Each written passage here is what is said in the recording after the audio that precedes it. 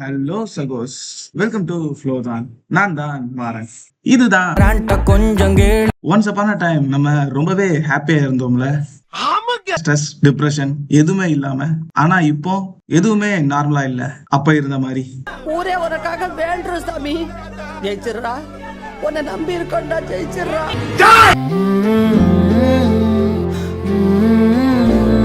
என்னோட ஸ்கூல் டைம்ல நினைச்சிருக்கேன், எப்பண்டா வளருவோம், வளர்ந்தா ஜாலியா இருக்கும்னு.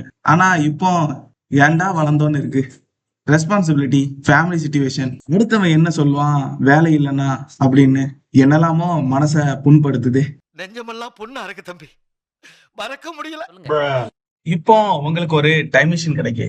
அதை வச்சு ஃபியூச்சர் போவீங்களா இல்ல பாஸ்ட்டுக்கு போவீங்களா? டைம் மிஷின்லாம் எதுக்குப்பா, பிரசன்ட்லயே இருந்துருவீங்களா?